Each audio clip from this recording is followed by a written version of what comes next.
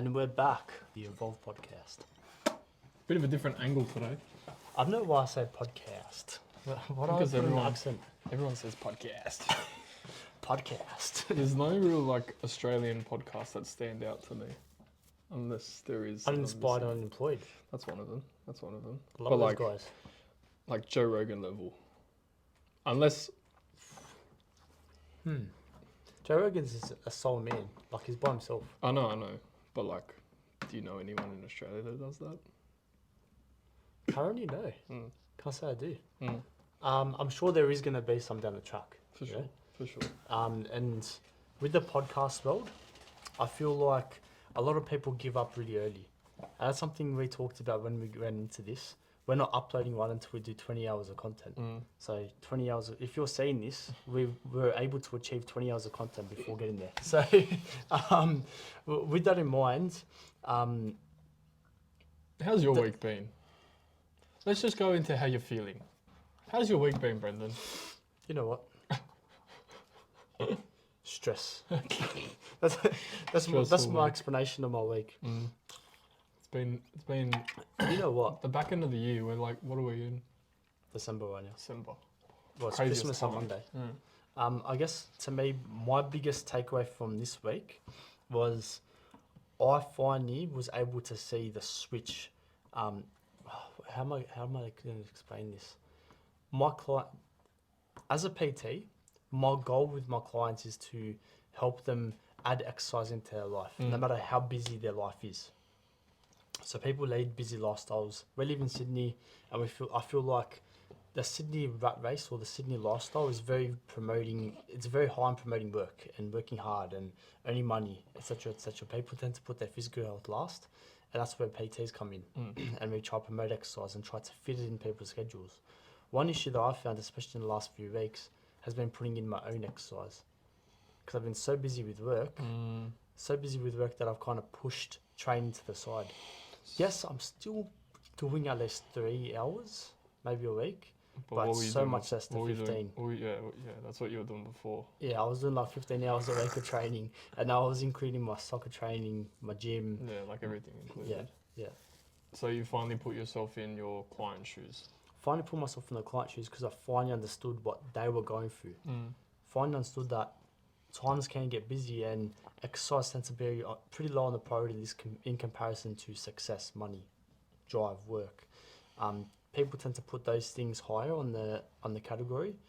I feel like I've neglected exercise, but I'm reintroducing it to be a high priority on my priority list of things to do. It's very important, and it's something that I recognised, fortunately, very early on. I think when we just got back from Europe, I knew that I had to prioritise it. I mean, you went ham after Europe. I went crazy. I was going back-to-back sessions, and I think I went for a month straight, and then I was like, okay, I need to breathe. But then that's where the balance obviously fell into it. And I think the most important part for you was that you go like a steam train when it comes to something. I steam train everything. Everything in my life, I just steamroll it. When it comes to things in your life, or now this business, so it's just been a steam train. So now the steam train's hit a station with a dead end. Yeah. So now you're just figuring out the route back. Now I'm at this wall and I'm like, if I climb this wall, I'm going to start training again. Yeah. If I stay up behind the wall, then I'm just going to be focusing hard on my work life. Yeah, I can produce success, but then I'm also neglecting my physical health. And I've got a bit of a tummy now, and we're approaching summer, so I've decided, I've got to fix this. I had a client that said to me, she's going to China for 6 weeks. She told me that when she comes back from China, so she's only gone for 6 weeks, I better have a six-pack or she's sucking me. And I was like, that's good motivation. That's a fucking drive. That's good motivation. That's a drive for that one. That's actually good. I believe PT should have abs. And I was like, no, they fucking shouldn't. But you know what? I'll prove you wrong. I'll get them. But then I'll probably lose them in 2 weeks. Because to me, my physical health isn't about my physique and how I look. It's more about me having the energy, me having the strength, and all that stuff kind of goes away when I'm shredding or trying to get that six-pack. Why do you think people have that expectation of PTs?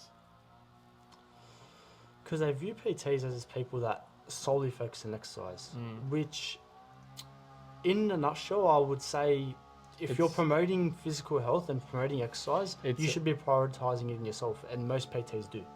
Even though I'm really flat right now, I'm only doing 3 hours. I think people get confused with life and lifestyle.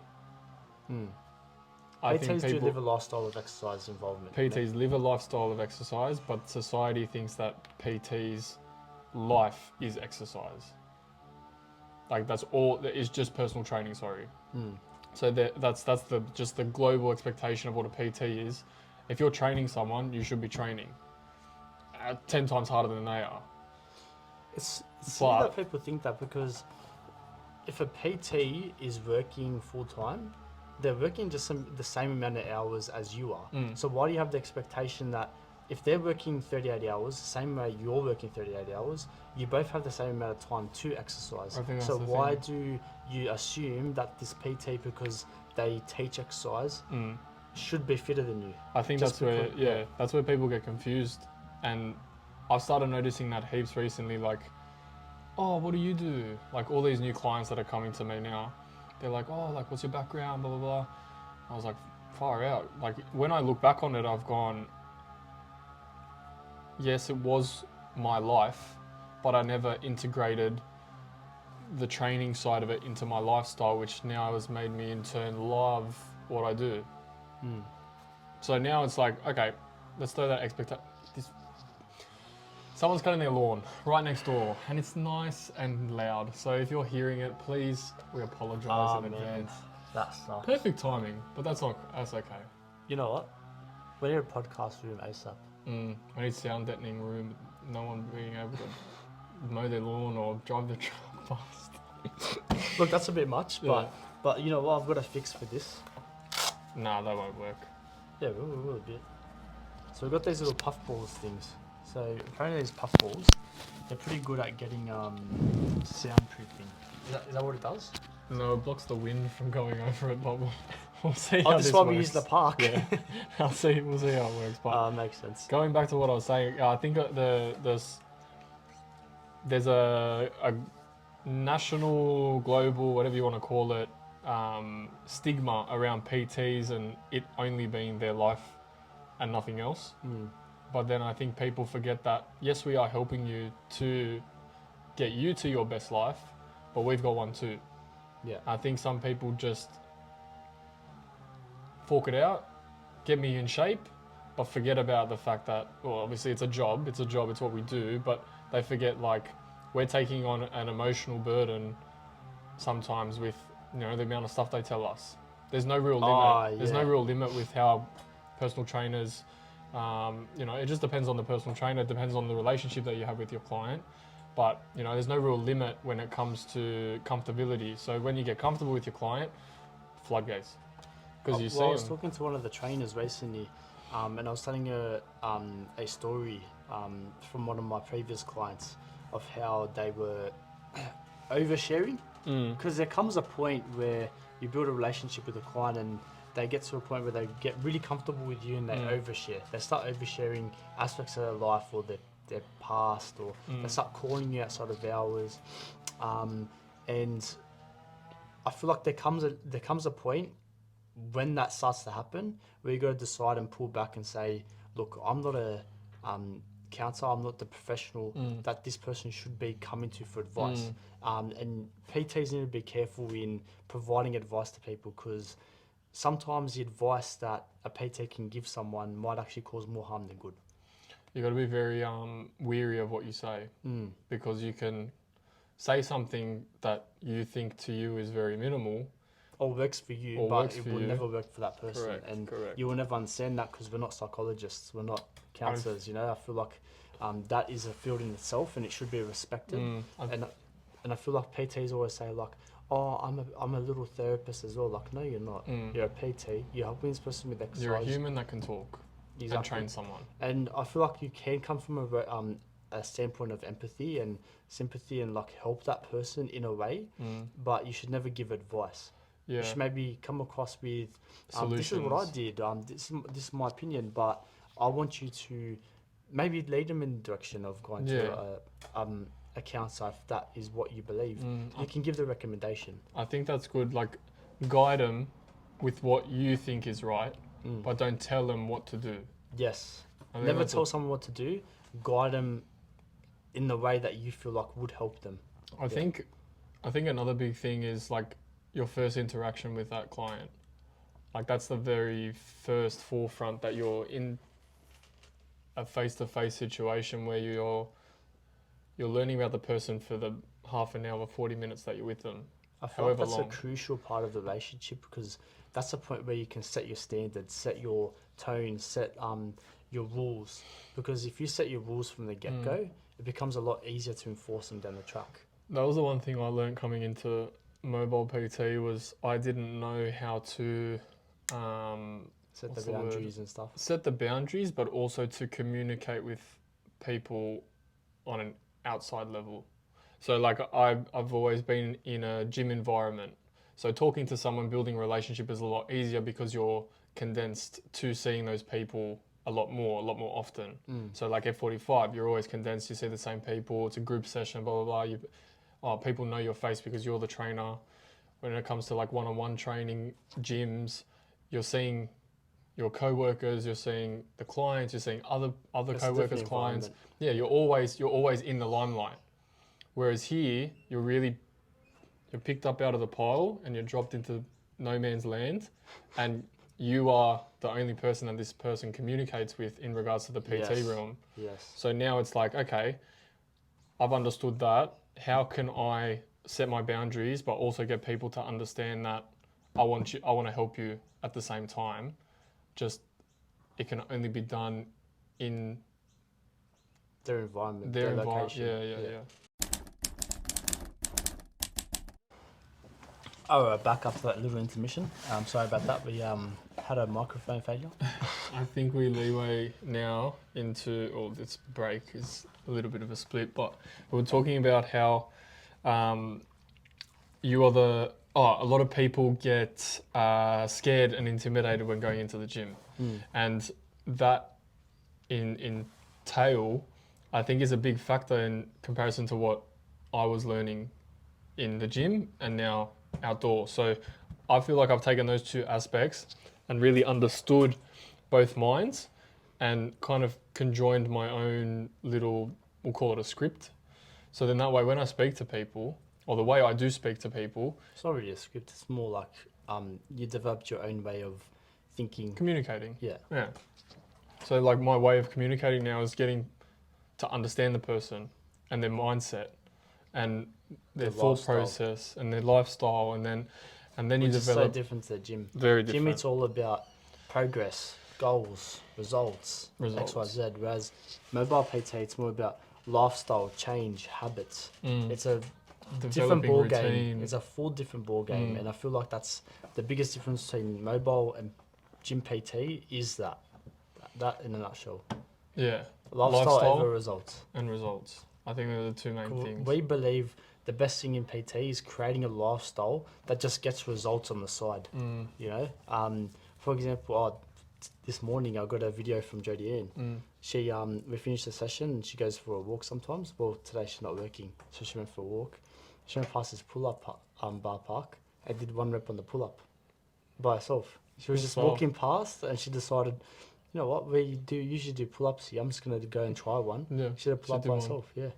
Like she had a bit of a jump and kick up, but still she went head over the bar, came down and she did like another 3/4 rep, and I was like, that's a big change. A big change. And that happened with, well, that story didn't happen, but like today I got a message from my client and her goal is to get into the ADF. So I want her to, hit those goals. There's only like 3 requirements that she has to hit, which is like push-ups, sit-ups, and like a run or a beep test. And you got to get over like, I think it's like 6.2 or 7.7, whatever it is. That is pretty hard. It is hard. So, I found that she can't really do a push-up well. So I said, okay, let's not overachieve here, but every day, if you can do a couple push-ups and check in with me and say you've done the push-ups and the stretches and the food tracking, perfect. She's messaged me every single day since we've started with her check-ins. with her stretching. So yesterday I sent her a video of like to focus on some stretches and make sure mobility is like a key part in your lifestyle and etc. She sent me a video this morning of her doing it. That's mad. And then she's like, and I did 2 more after that video. I was like, Oh yeah. it's cool. But that's I think that's where you And that's a habit now. She's yeah. creating a habit of daily doing push-ups. Mm, Like a 15-year-old boy, you know? mm. I remember Yeah. when I was 15, in the middle of at home, and I was like, I want to Doing get the chest. head bops. Yeah, I couldn't even do a push up to be honest back then. 15, I was just doing the head bops, and they were just my push ups. And I thought I was going to get jacked just in my room. I thought I was going to get jacked in my room doing push-ups and shit. I was like, yeah, come on, let's go. Come on, 10 more. I think, as I said before, like the first interaction is very important, and you can kind of read a person's mindset from that first sitting. Mm. So then you've got to learn as a PT, okay, how can I Guide this person in the right direction? So you're not, as a PT, you're not telling someone what to do. Mm. You're kind of giving little steps, like kind of, how do I explain it? It's basically like leading them in the right direction in the most efficient way possible. So like they want to achieve something. All right, let's get this goal and break it down into steps, actionable steps that they can achieve tomorrow. So like they want to do 50 push-ups. Okay, let's start off by doing 1 a day. Then next week, let's start doing 2 a day. And over time, you'll start realizing that 2 is becoming really easy. Okay, I can probably push for 3. And over time, getting to 50 isn't about getting to 50. It's about getting to 49 and then 50 tomorrow. You know, it's just about that little increases, increments, and having someone guide you in that direction and not forcing you to do 50 tomorrow is how you're going to get that result. I think guidance is a big part of it, but before, I think shifting someone's perspective on the thought process of fitness being hard is the biggest step, because that leads them and guides them into the guidance of everything else. 100%. So like just shifting their perspective on, I want to do exercise being boring and stuff, because everyone has that perspective that exercise is boring. I want to do a run, but I can't be bothered. Exactly. So do something you do like. You might not like running, but you might like walking. Go for a walk. Yeah. Go for hikes. Yeah. I know someone that just likes hiking, so she goes for hikes every weekend. She doesn't like running, but she wants to do cardio, and I was like, go for longer hikes. Yeah. You can get your cardio up. Yeah. Oh, you want to improve? Okay, go for a faster, more intense hike. Yeah. Because there's hikes where you have to fucking climb and shit, you know. So if she's doing those ones, she told me she did one 3 weeks ago, and it was like 4 hours in and then 4 hours back, and she had to full like climb with her hands up a wall, and I was like, that would have been intense. She was like, I was sweating like a and I was like, well, there we go, that's cardio. Yeah. Stop running, you got that. It's very what's the word? It's cool to see that shift in their mindset, because it's like, oh, your words were powerful. You weren't telling them to do it, you were guiding them to it. Yeah. And you didn't have to say, do this, do this, do this. You say things that you want them to do, like push-ups or sit-ups or homework. Yeah. And you get them to go, oh, get it, Captain. Mr. Miyagi. Oh, I did that the other day. He actually did. I got a fly in between my That's the most fingers. Aussie thing I've ever seen. I'm like, oh mate, look at this, boys. And that was another intermission. Sorry guys, but we're back. And this is hopefully the last time. Now, yes. Now, with that being said, all about clients, I feel like a big thing that I have learned to teach some of my clients along the way is time management. Because that's the first thing you sit down and say, when can you fit in this time? When can you fit in the time to see me? Or how many hours a week can you schedule for exercise? Because what I notice, everyone has a big number when I meet them. They're like, oh, how many hours can you fit in a week for exercise? Oh, I can probably fit in 4 or 5 hours. Whoa, hold on a second. How much have you been doing now? Do you have that time? 0. Oh, so you're telling me right now you can fit in 5 hours, but you've been doing 0 currently. What have you been doing that you can switch for 5 hours? Because it's obviously something you were doing with those 5 hours that you're eliminating from your life? And are you able to eliminate that from your life? Let's say they were spending 5 hours a week that they think they have for exercise, watching Netflix. Are you cool with deleting, not watching movies or not watching Netflix at all for those 5 hours? Maybe that time was spent catching up with friends. Are you fine with not seeing your friends anymore? That's a cool way to look at it, because like it's like someone that says they're too much of a social butterfly. They'll always be out drinking. Like it's just a part of my life and this that. Okay, that's cool, but are you willing? If you want to achieve the numbers that you're achieving, is it something that you're willing to scratch out of your life for a little bit and just sort of not completely scratch out, but learn to balance? Like cut back a bit. Go out, go out, still be a social butterfly if you want to, but don't be a social butterfly Monday to Sunday. It's like just learning to cut back hours during your week to where you can fit some sort of physical activity or PT for then you to go, okay, I'm getting consistency in my life. I'm focusing on my health, my mental health, my everything, my maybe lifestyle. start off with 45 minutes. 45 minutes can be an easy way to... It's 45 minutes out of your week. That's not that, everyone can achieve that, I feel. 45 minutes. And then over time you start realising, wow, I enjoy that 45 minutes. Add in extra. Ask your PT for extra homework. Start doing it on the side. Maybe book in another session with them during the week. Could be a stepping stone to creating more of a lifestyle where you have exercise as part of it. It's crazy. I think I made a video on it yesterday. Like, you know how we pre-record the videos, and the one I made yesterday. It was talking about how to create I was talking about how to create a relationship with things that you hate, and like a big part of learning to like something is to hate it first. Do the baby steps that you don't like towards it, and then by the time you know it, you're doing the thing you hate. And that was like a big like, I was saying it and then I like thought about it and then like I wrote it in my journal last night and it made sense. Like I was trying to depict like what I said because like it was just very off the tongue, free flowing, and it made sense. I feel like I'd experienced it before, but I didn't know how to word it. Put it into words. So when I typed it, I was like, oh, okay, yeah, that makes sense. And then I was thinking about it, I was like, did I make sense? Did I explain it right? And then I thought about it and then I wrote it down and now I've linked back to the video. I'm like, okay, like I kind of made sense, but here's how I can improve that after. So one thing that I hated in myself was a change. Yeah. A change in myself was the thing that I hated the most. But I knew that I had to do baby steps, subconsciously knew how to sort of get those little increments to a point now where I'm learning to reflect on myself. And if I'm willing to reflect on myself, then I'm willing to change. There you go. And then that cycle just keeps happening again and again and again. And this is about the business mindset, wasn't it? It was about business mindset, personal mindset, like social mindset, like just my overall general thought process. It's like because you're finding yourself. Such a prick. I've been saying... Okay, let me explain, because you just threw me in the fucking deep end there, you prick.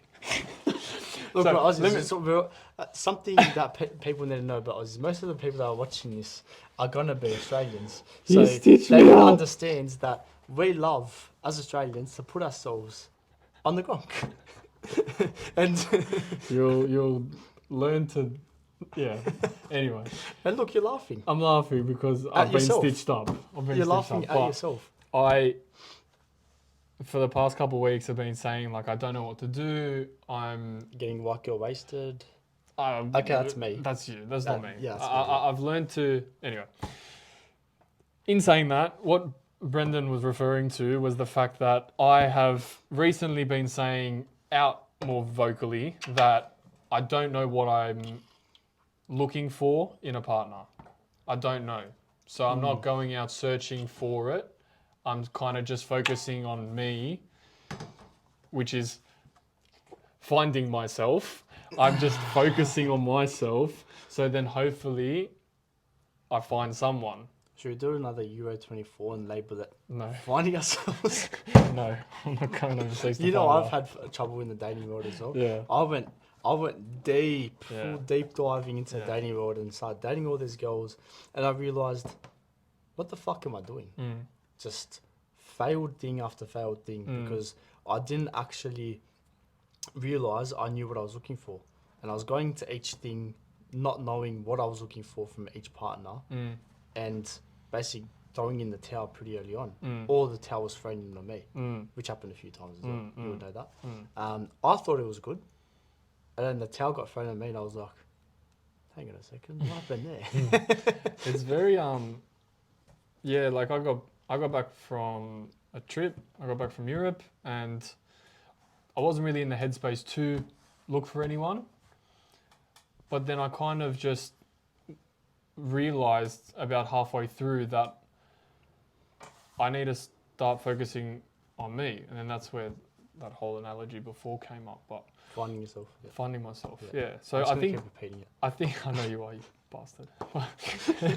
I think that's the finding yourself line is important because not many people talk about it too much.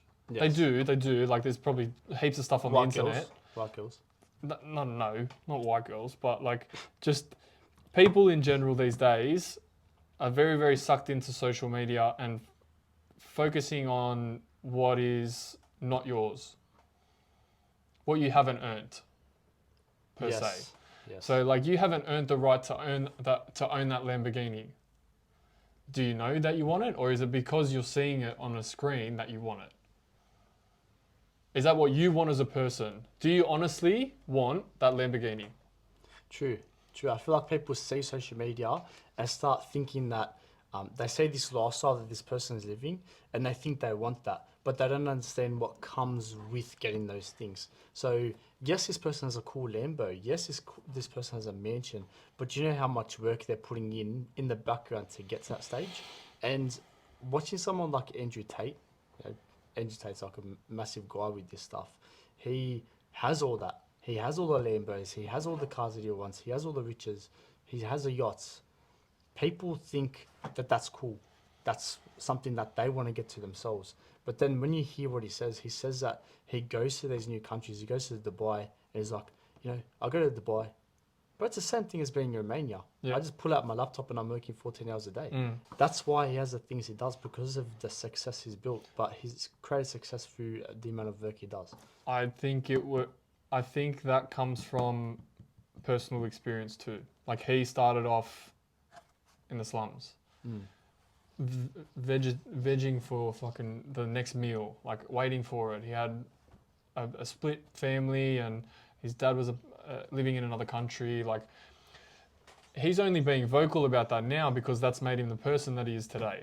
Yeah.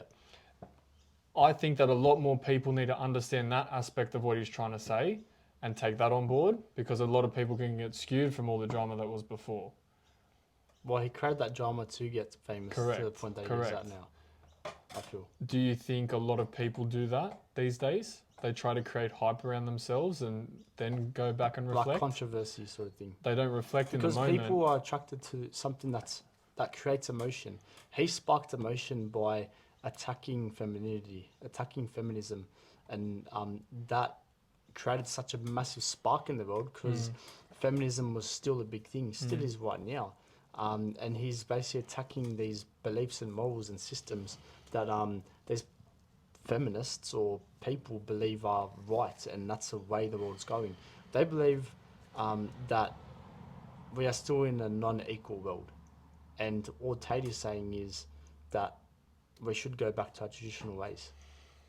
It's a very controversial topic, and I think that's why it's such a big one, because everyone has their own view on it, own opinion. It's very opinionated, very subjective, I think, which is why you have to be so understanding and neutral on both parties.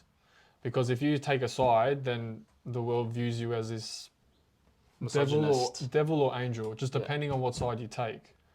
But I think if everyone learned to be neutral, I think the world would be a much better place. The best thing that you can do is listen to an opinion and understand and add it to your own. Not really add it to your own, but like listen to it and just take it in. Take it in as, that's that person's opinion. Okay, that's that person's opinion. You still have your own opinion. You still have your own thoughts. You have your own beliefs. but you've just heard other people's opinions, and then that can expand your own knowledge and your own base and thought. And that's something I talked to my client this morning about, how he was like, oh, I really respect your opinion.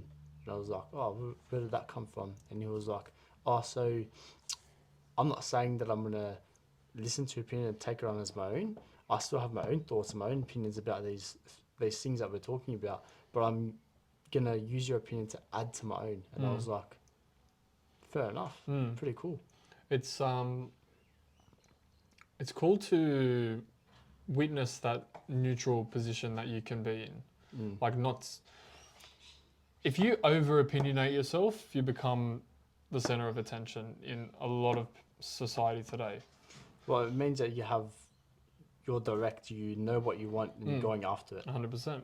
Yeah. And I think... Which is a good quality to have. It's a good quality to have. But there's, definitely like two...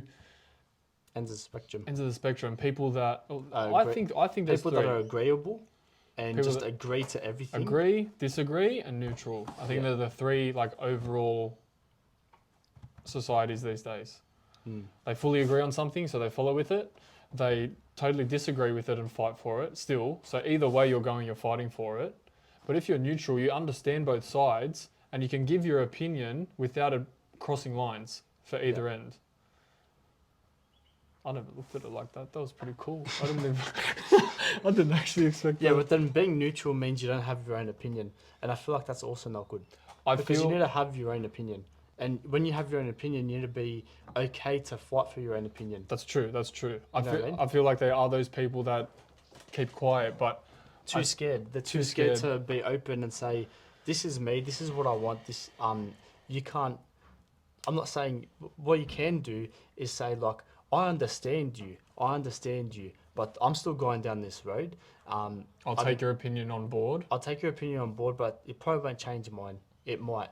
Everyone's mind is so different. Yeah. I think that's the thing that people need to be aware of, is that you can try and convince someone that, you know, your left finger is longer than your right finger. And if you believe it yourself, and if you believe it yourself, you're going to see it. Yeah, 100%. But if you try and convince someone that,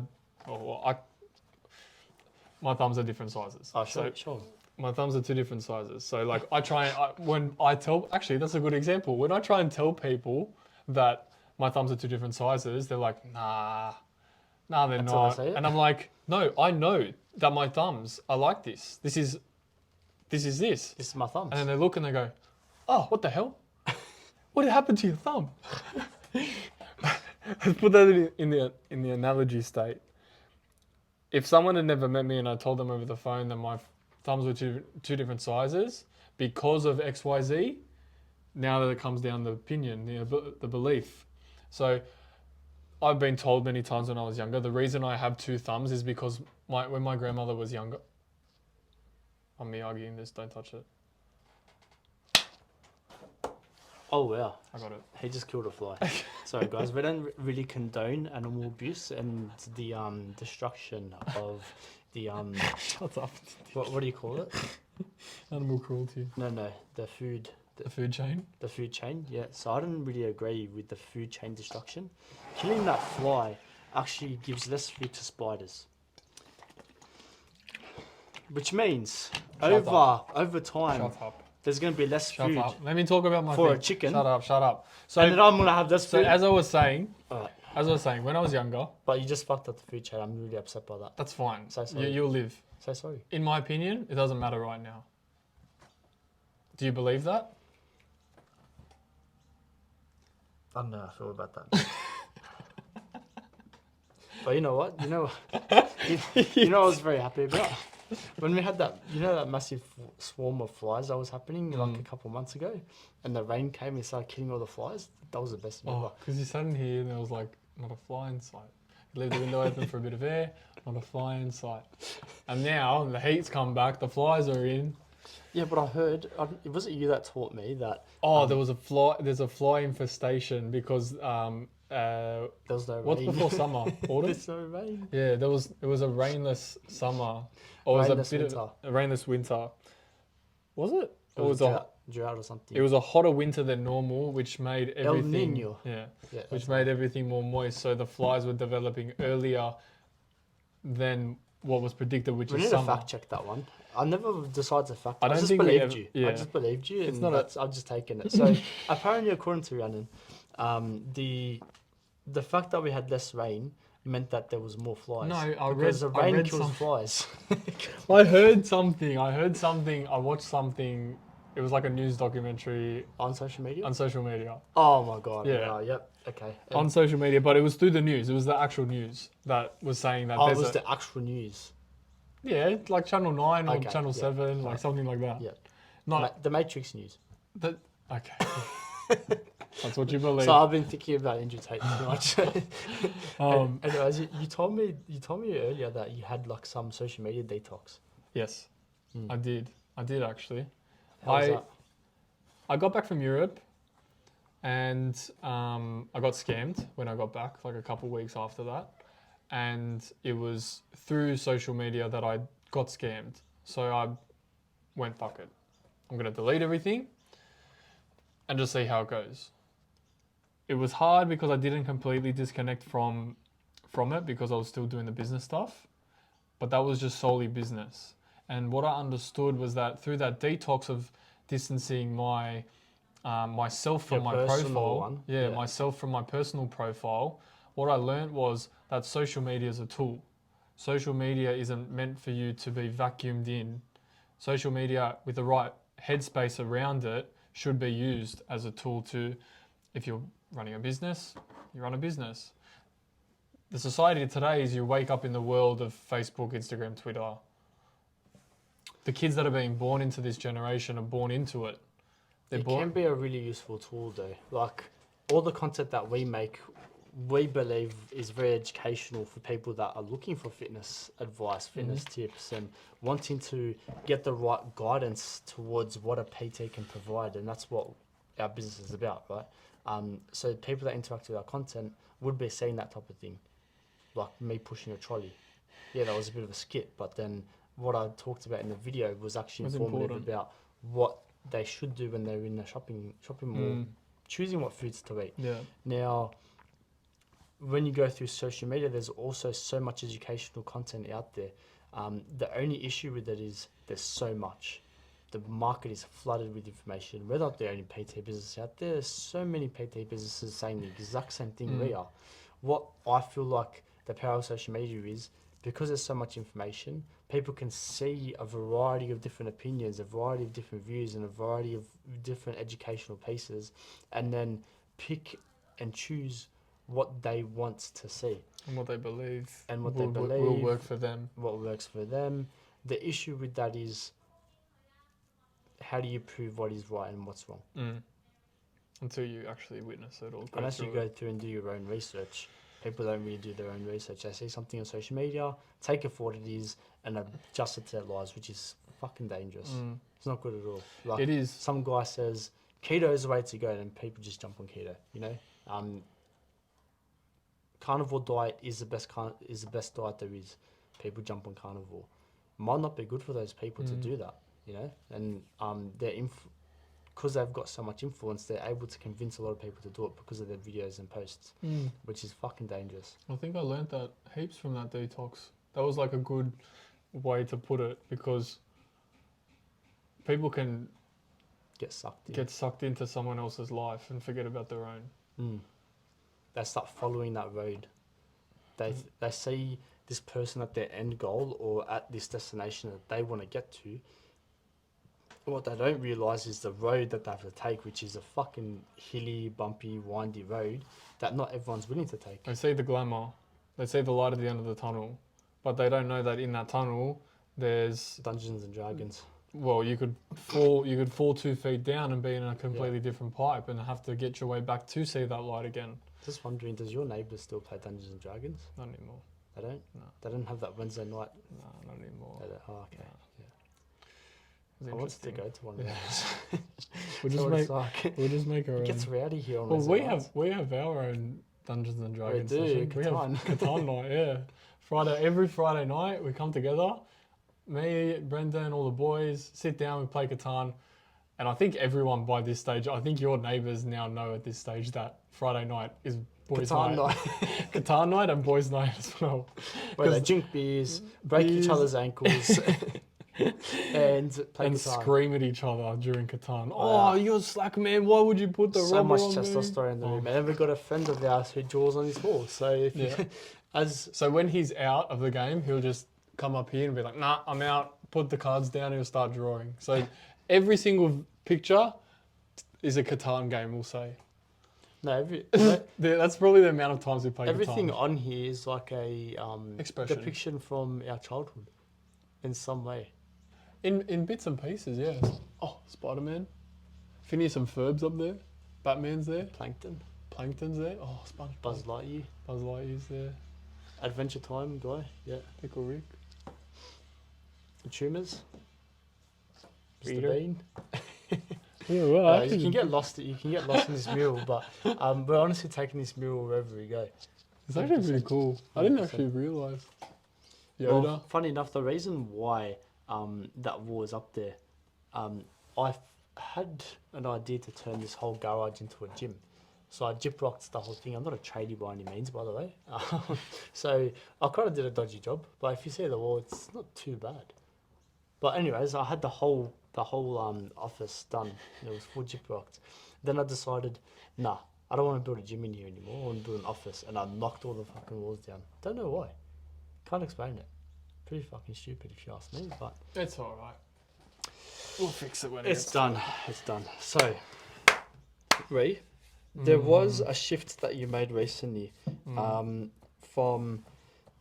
an employee mindset to a business mindset. I noticed it in you where you were still in the thought pattern that of an employee mindset. They needed to be given tasks or things to do, and that's how you worked. Whereas with the business mindset, you have to learn to create tasks and create your own schedule and all that kind of stuff. So what made you make that shift, and what was a turning point? I think the turning point was... I actually haven't really thought about it like that. Like I haven't put it into perspective like that, the two mindsets. I think we spoke about it briefly, but it didn't actually hit me until you just said it. But I think the thing that shifted me the most was far out, you blanked me. Well done. You completely blanked me. I don't know, looking back on it, I think that my mental health was the shifting factor. Like I wanted to focus on getting better mentally. So I feel like that was my first shift. And then I stepped into the role of, running this business, and I was chuffed and cheery about the fact that I'm running a business, blah, blah, blah, but I didn't change my mindset to it to me being a business, like having a business mindset. I still had the employee mindset in mind. So I think that was the big shift. Like when I was talking about it, I recognized, and as I journaled, I recognized that I needed to shift my brain into the business mindset for then me to in turn be more productive towards my business, towards my goals, towards XYZ, the baby steps. So like we were talking about before, those little baby steps, I had to do things that I hated, which was change my mindset.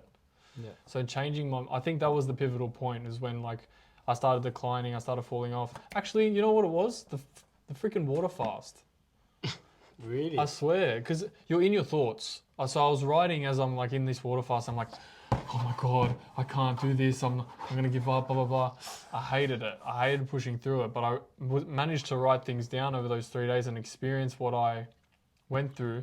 But coming out of it, it was like, okay, I need to take care of my health. I need to be balanced. I need to focus on this. I got a business to run. So my mindset changed straight away. When you have something that, I think it's this. I got taken away something that was subconsciously something that I did every day, which was eat. Food. Yeah. Food. It's abundant now. You can get it like no tomorrow.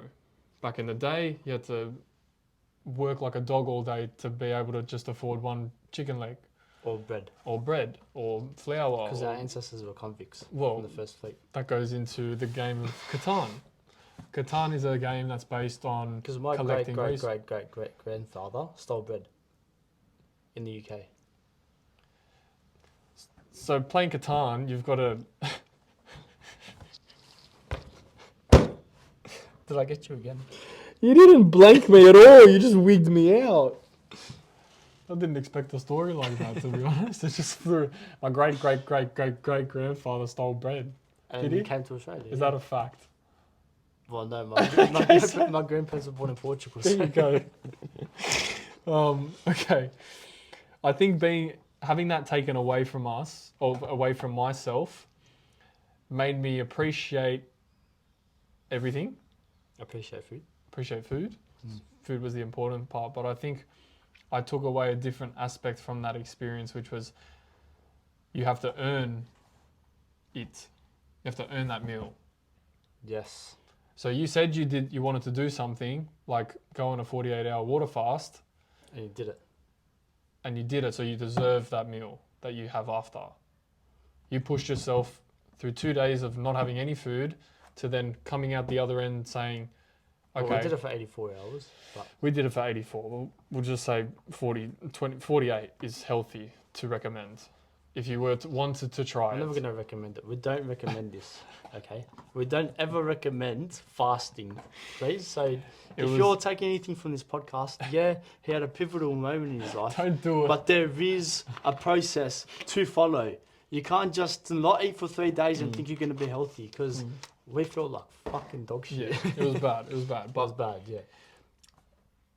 This is just me talking from my experience, and what I took away from that experience was that But we're not promoting it. we're not promoting it. No. But I'm just saying that I took away an experience from that situation because I mentally prepared myself before for it. I had accountability along the way, Oh, group chat. the group chat, and I'm about to die. Yeah, I like- love food so much. yeah. Where is my burgers? I think that the very last point is knowing that you can do something you put your mind to. So that was like that pivotal moment, like the 3 steps. The last time when we knew the juice was coming. Yeah, Oh. I was up, I was at 'em, I was like, all right, yeah, sweet. My mental state changed because I'm like excited for something. I know I've earned it. Cool. Changes your personality, changes your mindset, Hey, changes you your... tried to push it earlier too. You're like, I oh, did can try you to get push it can you earlier. get earlier? And I was like, so excited. I was like, no. Yeah. We're set a time. We're sticking to it. But yeah, I think that excitement towards that next meal was good because it gave me the understanding of, okay, if I want to do things that I'm saying I want to do, like run a business and get a house and family and XYZ, I've got to start doing it. Otherwise, there's no reward. So if I can change my perspective, And they're all different roads. yeah. They're all different roads. So that's when I think I changed my pivotal mindset from employee to me/business. And I think they're the two, they're not the two most important, but the most important one was me. And now everything underneath me is keeping me afloat. I'm 100%. building my raft. Yeah. But that all comes with delayed gratification. It does. You also mentioned that you're journaling during that water fast. And now I saw a social media post recently, and this is from social media. We just talked about social media detox, but I saw this guy say something, and it really struck me, right? What is 4 plus 4? 8. Yeah. Pretty quick, you mentally heard that in your head. What is 376 plus 1,589? I can't work it out that quick. So how would you work it out?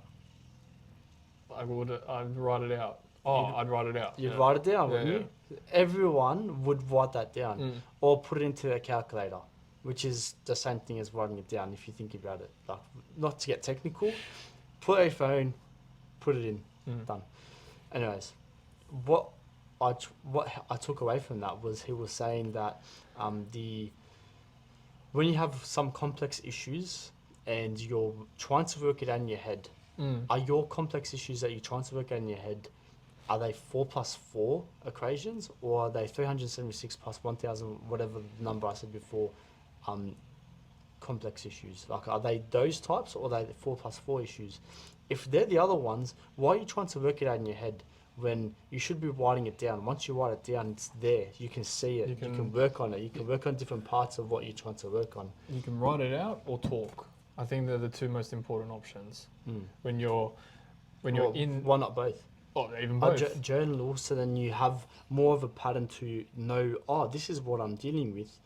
now I know how to talk about it properly. Mm. Because if you just spit out what's in your head, it's not going to come across the right way to the person you're trying to talk to. Yeah, I actually thinking about that now. I got into the habit of journaling every night, and then it kind of started falling back. I do it every 3 days, and then I try and push myself to get back onto it, and I pulled off. And then I fell into the aspect of leaving it right on my bedside table. Every time I look at it, it has like an energy or something towards it where it's like, if I'm feeling like I can't figure it out up here, I'll either talk or write it down to get myself to understand the situation that I'm in. Because if I leave it here, it's just fluff. But when you're like visually seeing yourself writing it down, or you're verbally talking to someone, like that's a very important connection that you have to have. Because if you run with what's up in your brain, you're just going to keep going crazy. It's not going to work that way. You're going to go crazy, and you're going to lose it, and bang, you click, and you ruin relationships. You click at people that you don't want to. You just turn into a person you're not happy with. That's not the right way to work. It's not the right way to work. Yeah. I think that's that analogy is really, really good, because it can help people understand the fact that it's okay to talk. It's good to talk. It's good to write down things. It's good to be in headspaces like that. It's good to be challenged by the world and by other people's opinions, and then it goes back everything. to opinions again. Everything. Yeah. It could be opinions. It could be the latest thing you heard on the news. It could be a whole bunch of things. And the world today has, I feel like, caused such damage in social interactions. I feel like we're not as socially connected as we used to be in the past. Like, you watch shows like Seinfeld and Friends, and yeah, they're just shows, whatever, and they're just made up events. But you see that type of environment where people just go to their cafe and they see the same people there, they become friends, and then they hang out at the cafe, they hang out at each other's houses. I feel like that environment is seen less in the current society today. You don't see it happening as often as it used to be.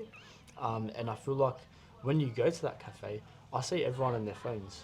People are just sitting there on their phones with another person at least, but they're not actually talking. You actually go to a cafe and it's pretty much a dead zone. And it's like, man, what has happened?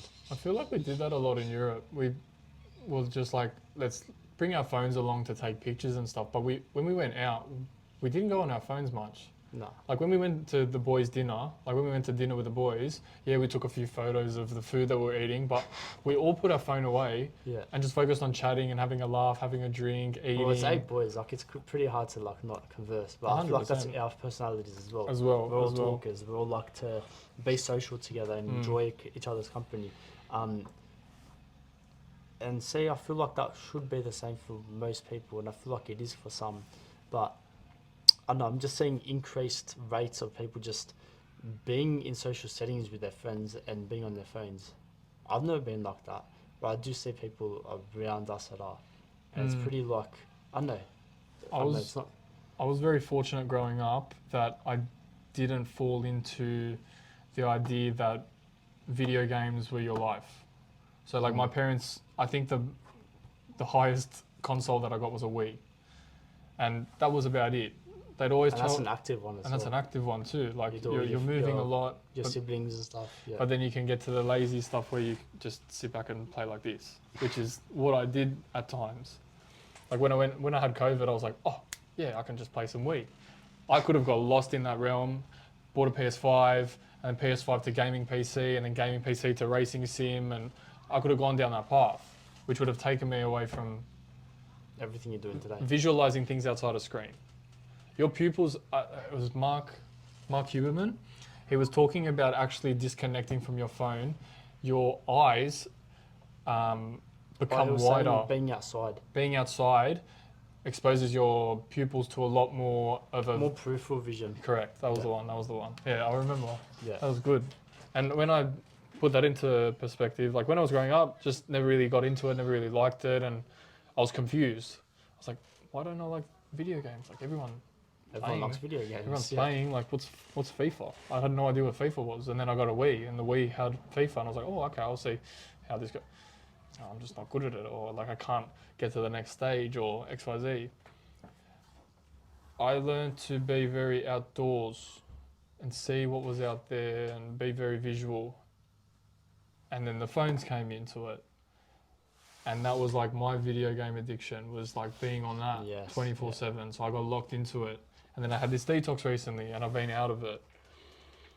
That was like a big shift because the iPhone just came out when we were going into primary school. Everyone was getting the iPhone. Everyone was obsessed with it. This new fancy schmancy thing with no buttons We and a didn't really have screen. that. You mean high school, right? I think it was high school that it came out. It came out like when I was in year 6. iPhone 4 came Oh, out around yes, I year was already in 6. high school then. Oh, you would have been just in high Yeah, school. yeah, because I started You were year, high school in year 5. Yeah. No, it was You the same started year. high school. You started. Yeah, so you I started- went to a school Yeah. that started in year 5 Yeah, and right, ended in year right, 12. right. Yeah. So year 5 and 6 had their own section, but they were still in the same school. Yeah, so it was around year 5 that it happened. Okay, yeah. So it was like that I world still of. had the fucking Nokia big phones. Yeah, same. Oh, Captain, come here. Oh no. Captain! You naughty boy. You made Come a cameo here. the other day. Come here. Come here and say hi. Say sorry for barking. This is my dog, guys. He's a bit of an annoying one, isn't he? Aren't you, mate? Hey. So, can you apologise to them, please? Okay. He's gonna yawn. Sit. Good job. You Ah, can stay good there. man. You No, you stay. can stay. You can make the cameo in the podcast. You know what? You're our first guest. Just say hello. Say hello to the camera. Wait. Wait, he actually speaks two languages, this guy. Portuguese And English, yeah. and English. Damão. Okay. Damão. Oh, right, okay. Okay. Well, if you're comfortable then, mate, no worries. You can stay. Yeah, you have fun, man. All right, so, I think, yeah, we used to get sucked into those phones. And that started a whole nother video game epidemic. it did, didn't it? Because there was video games and stuff out there like on the PC and people were getting locked into that, and then bang, this new thing came out, iPhone, and everyone was like, oh, I want to buy. I still got an original iPhone at home. Do you? Yeah. The iPhone 4? Yeah. No, the first one. Oh, the iPhone 3. Yeah. Oh my god. That thing was a hockey puck, bro. Fire out. But I remember used to play snakes on the bus. You know the snakes the game Nokia? on the Nokia? Yeah. And you just press the buttons to go around. that was elite. That was the best game. I feel like we were the last generation to see that type of thing. They're bringing up. The new generation after us, I saw them coming to school with full iPhones, like the newest iPhones, and I was like, I don't we know had that the yet. bricks back then. Mom, when am I getting this phone? When am I getting the iPhone? Oh god. When's the plan end? What a new change. What a change. The technological age happened so quick and so rapid Yeah. but no one was able to catch it.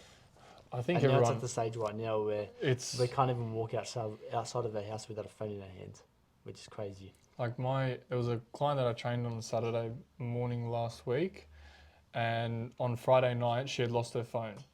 So she came to the session Saturday, like just thinking the session was at that time, even though we did discuss it. And she rocked up and she looked lost and worried and panicking and all her contacts, and she was saying X, Y, Z about this and that and stressing out. And I've gone, aren't you glad you kind of lost it? Aren't you glad you, like, I don't mean to rub it in your face, but aren't you glad that you're disconnected from something that would lock you down to the state you're in now? And she goes, oh, I actually never really thought about it like that, but it was like a different way of her thinking about And it. she would have been positive after that. Yeah, Because everyone knows that they shouldn't be that as connected as they are to their phones. Everyone knows. but now it's normal to have a work phone. It is normal. You have a but work everyone phone knows that it's not good. Yeah. And I feel like if you organise an event or a retreat where someone said no phones or no technology, most people would be happy with it or cool with it as well. I think, yeah, for sure. It's just, yeah, I don't know. People get lost in it sometimes and they forget, you know, like me. I love cars. Love cars. I've got a whole folder in Instagram of cars. Do you? I'll show you later. But there's a whole, like, just gallery of cars.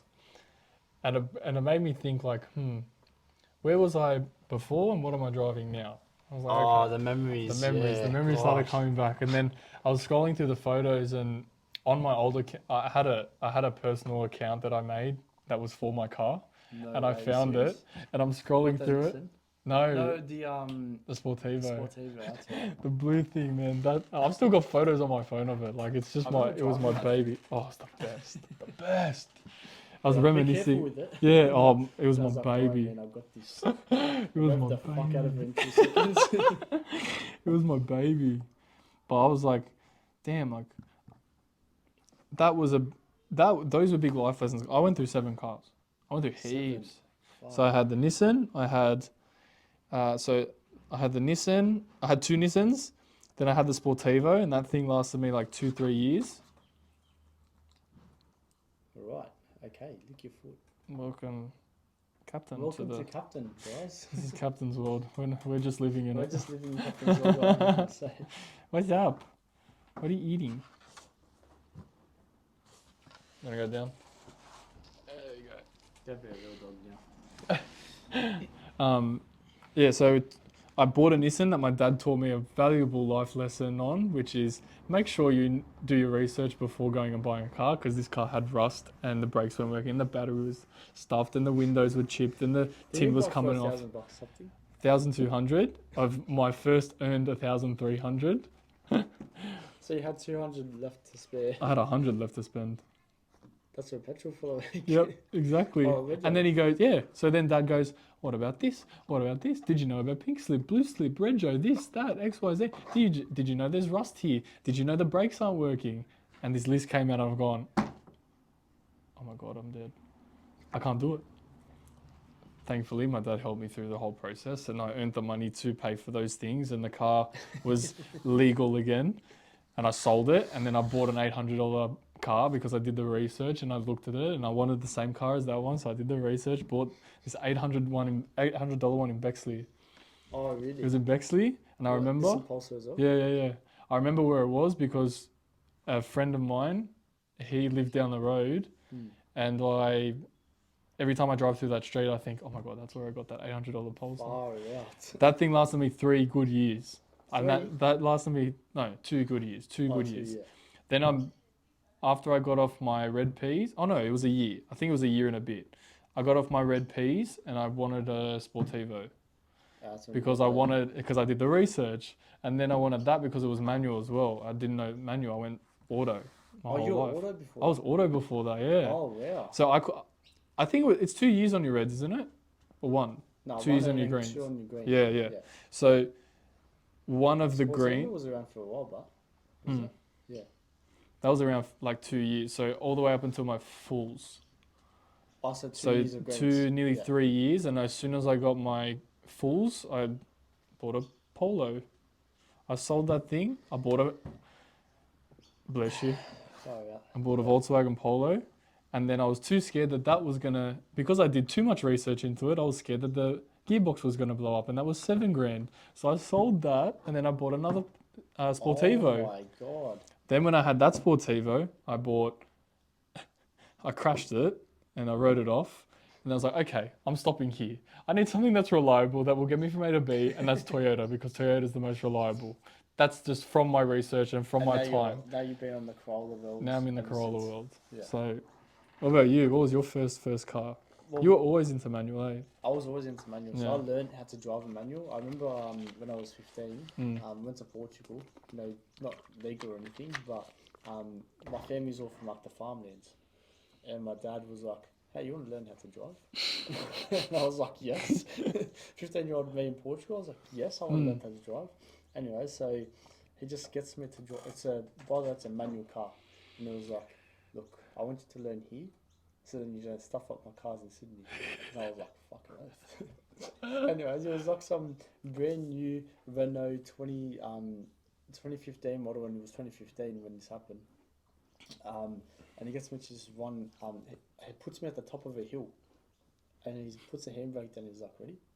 The fucking thing starts rolling, and I was like, "Holy shit! What do I do? Where's the brakes?" He didn't even teach me anything. Threw you right in the deep end. Yeah, threw me right in the deep end to kind of see the reaction time, and those lessons I still use today. Like I'm like, I was about to say that was a very like pivotal like experience that you had that you've taken on board to where you are 100%. today. Like And I I feel did. like my experience as a driver came from not only that, because my dad taught me the whole way through, like my L's and everything, but like that moment, it was like, I feel like I always taught myself that way to throw myself into the deep end with something and then make the mistakes and learn from the mistakes.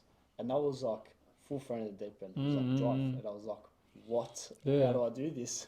Then he eventually taught me like the pedals, and there's 3 pedals, and one of them you have to like play with like a little baby, and I was like, what the fuck does that mean? Anyway, so it was like letting the pedal go slowly and then letting it adjust, whatever. And then yeah, I came back to Sydney, I learned on my mum's car, and then I bought myself a Subaru, and I fell in love. That car was my baby, and ever since I've wanted to get a WRX. That car, for some reason, I knew through and through. I became a mechanic, but just for Subarus. Subaru mechanic. Subaru mechanic, and then after that, I blew that thing up. Not really blew it up, but like I Run it into the ground. went into the ground, crashed it, rode it off. I think I was just starting to become friends with you when we went out to Whoop Whoop to look at that car. We got a photo of the Sportivo in my Subaru. Where? I've seen it somewhere. We'll have to find the photo. It was at the spot. So we had like Subaru, Sportivo, we had Jono's Ford, and then someone else's car, and it was all lined up, and I was like, that's a photo. Oh my god. Thought it was so cool. I thought we were cool with the freaking Subaru Impreza right there. But yeah, over the years, I feel like I got into a Honda. What was it? What was the car called? Honda Civic. Oh, there we go. That's how much I didn't realize. But there were 2 cars that were like broken, cheap, and I realized after that experience, because I just had problems galore with that one, I was like, I'm done with cars. I came to you because I knew that you knew your cars, and I was like, Ray, That's right. I was the pivotal point. you were the pivotal point for me. I only had to do 2 of those lessons to realize I needed to just get into a safe field. I was like, Ray, I'm sick of cars that have problems that I have to fix up every month. Is there a car that I can get that will get me from point A to B as a PT that has no issues? Yeah. And you were like, Corolla or Honda i30? And I was like, what the hell are those? I knew what the Corolla was, but I was really new to seeing what these i30s were and the shapes. And you showed me one photo, and I was like, I'm sold. Because my brother had one. That's why, yeah. And I showed you a photo of his. And I was like, I'm fucking sold, done. Anyways, the next 2 days later. 2 days later, I called Ray. He's like, yeah, what's up? Can you come pick me up from the Subaru dealership? I just bought a Honda i30, and you were like, what the fuck? I just told you about that 2 days ago. And I was like, man, I steam train. I was so lost. I was so lost because he's like, yeah, I'll pin my location. I go down the car park. He goes, oh, we're just finishing the paperwork. It'll be about 5-10 minutes. An hour later, I'm sitting in the car waiting, and then he drives out. And I've gone, is it all done? He goes, yeah, it's my new car. Like, oh, nice. But why did I get you to come for? To drop you off. Oh no, to pick you up because you ordered an Uber there. Yeah, but then I ended up driving. Yeah. I think they rigged out and said that I wouldn't be able to drive. Yeah, I think that's right. But then they allowed me anyway. Yeah. Yeah. I think that was otherwise I wouldn't have come. Yeah, exactly. You wouldn't have called me. Yeah, exactly. But that was another thing as well. Like, something that I've always done, and I feel like is a good lesson to a lot of people, is that 2-second rule for decisions. It's something that I've always done, but not all the time. Obviously, some decisions need time to think about. But like, when you have a thought, it takes 3 seconds for your brain to stop you and give you a reason not to follow through with that. So you know when you wake up in the morning and you have this idea that you want to go to the gym, if you don't make the decision to get out of bed and start going to the gym and getting ready, within 2 seconds, your brain will give you a reason to say, no, I'm tired. I'm actually going to sleep more, or sleep in, or do something else, or replace that for another excuse that you might think of. Oh, I was working till late last night. Maybe I shouldn't be working out. So your brain is very powerful at tricking you. If you can try and make the decision within that 30 seconds, you kind of solve that issue in a way. We've talked about a lot today. That was very deep. I didn't It was. expect it to get so deep, but it did. But what do we take away from today? I think We went through shit cars and now we've got safe mama bills. I think make the right decision with the right steps in place beforehand. So then you know you're making the right decision. So journal. When you have complex issues, remember to journal, write things down, because your brain is not able to compute big complex tasks. 1,356 is plus 400. You can't compute that. I mean, 471. Yeah, just start throwing random numbers. Yeah. You can't compute that. Some people can, but that's because you trained your brain to do that math equation. Your brain is not trained to deal with normal human interactions in real time all the time. And there's going to come a point where you're not able to deal with everything that you're dealing with in that moment. People learn new things every single day, and being able to compute all those new things you learn in that same day all the time, unless you're a supercomputer, you're fucked. And the biggest takeaway from today is, I think, be accepting with change and be open to the fact that you may need to change. And if it's something that you don't like, do the baby steps beforehand. Yeah, and varfan cool. Yeah, same thing.